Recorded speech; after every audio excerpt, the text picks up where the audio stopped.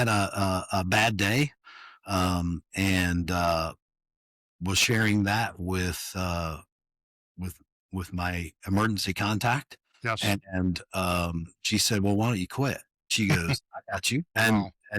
and with no hesitation, with no concern, with no anxiety, she says, "I got you." And at 10:30, I emailed my resignation. His name is Russ. He bought that mic, and now he's got a podcast show. I find myself in the hotel industry, hospitality industry, with hotels and resorts, most recently with Wyndham Hotels and Resorts. And through a series of acquisitions of companies that they acquired, became a member of their corporate team and leading their architecture, design, and construction team.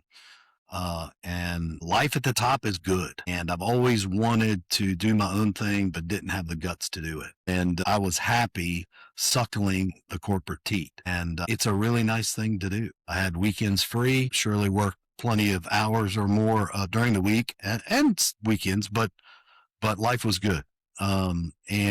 But I just had an itch that I've always wanted to try my own thing. You have on many occasions, as we've talked over the years, encouraged me to do that. Scared to death to do that, and I think the longer, not I think, I know, the longer one is in the corporate world.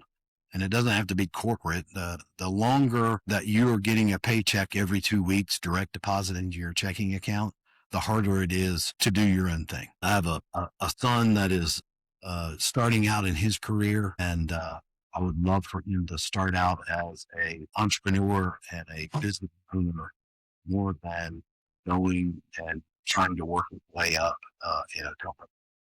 Only because in a company, I'm building someone else's portfolio. I am building equity for the stockholders, and they paid me to do that.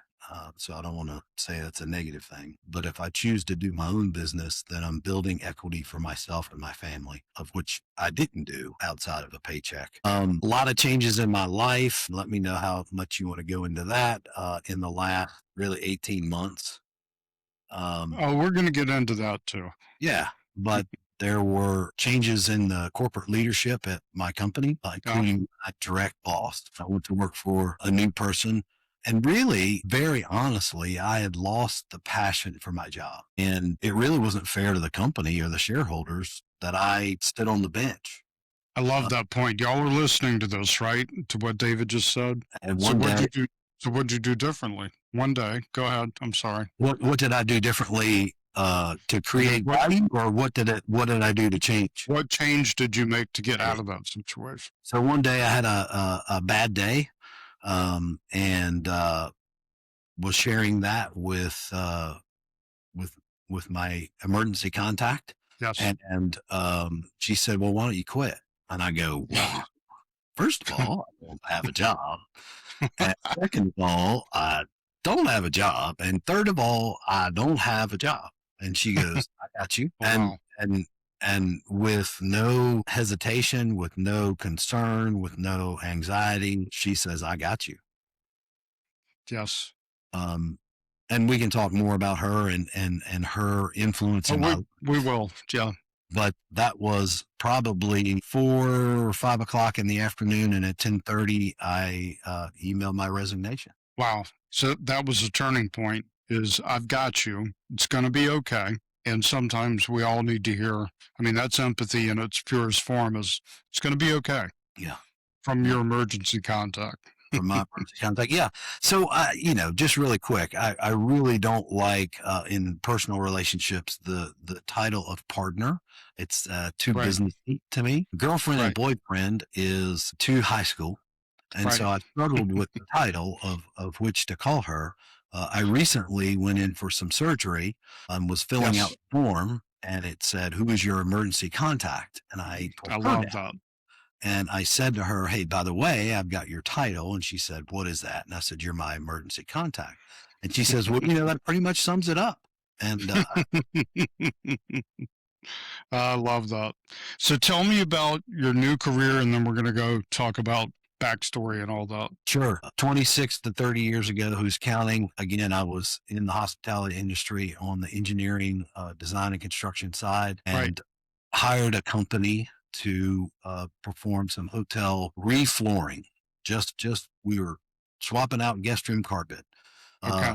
I happened to be one of the first customers for this company, headquartered in Atlanta. And, 26 to 30 years later, I've probably done over 300, 400 hotel renovation projects with this company. Okay. He knows his kids. I know his kids. We saw our families grow up together. And he, much like you, Russ, is a mentor or a mentor on life and business. I'd been sharing with him my loss of passion for my job and what can I do to, ignite that flame again and get excited. And he said, why don't you just come to work for me? And I was like, and he said, I'll teach you the business from our side. I'll give you a salary. I'll bet a lot less than what you're making. And, I'm tired myself. And so maybe in the future, this business becomes yours. And we put together an agreement. And so the day that I had a bad day, so that plan was to happen in the summer of 2026. I had a bad day in September of 25. And I called him up and I said, hey, by the way, I'm leaving today. And I know, you and I aren't going to start anything until next summer, but I just want to let you know I'm available. And I'll figure out what I'm going to do from now until next June. And he said, welcome to the family. I can't wait for you to start. Oh, I love it. And so I love it. That was, again, a very soft landing for me. I told him, he called me, I don't know, in the weeks that I was winding down my job and starting with them. And he goes, how are you feeling? And I said, nervous. And that is not what you say to an entrepreneur, I've learned. And I won't use the language that he did, but he basically said, what the heck? You can use any language you need. He said, what did he say? He said, what the hell are you thinking? That pisses me off. And I go, what are you talking about? He said, I moved here from Lebanon with no money in my pocket. And I started a business by myself. Now that's what you need to be nervous and worried about. Right. He said, I'm going to pay you money. I'm going to give you benefits. You're going to have vacation. Like, what the hell are you nervous about? I was like, nothing. I'm not worried about anything. Humans don't like change. We don't like change. I mean, we're afraid of it. Even if it's a good, really good change, it's like, I don't know. It's pretty comfortable sitting in this mud puddle, and you're trying to show me a warm bath. That's a change. That's it. I do an exercise with any and every team that I speak to, and I have them pair up. And I say, okay, the person on the left, change something about the person on the right. Okay.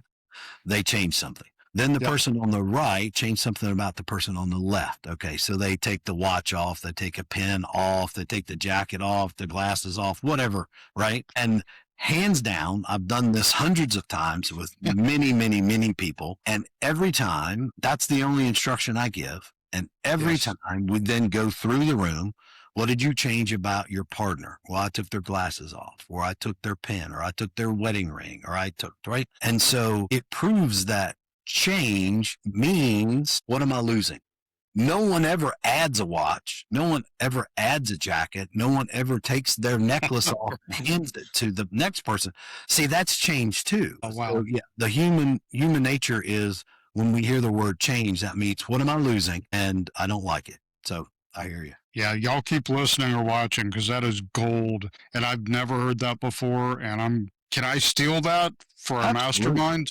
Absolutely. Oh my God, I've got goosebumps. That's going to be so good for a mastermind to notice. God, I never thought about that.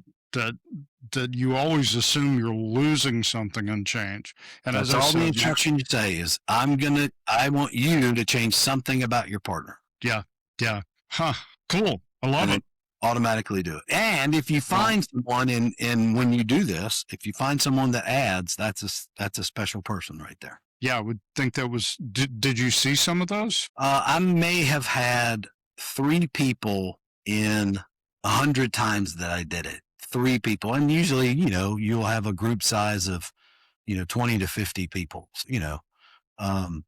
It's very rare. Well, without doing that exercise, I just went through some people in my life who were like, "Here, let me give you this thing. Let me add this good thing to you." And you're right; it's very few people. And we could all learn to be better at that. So that's the empathy. The empathy. That's pure empathy. Is let me change something about you by adding something to you.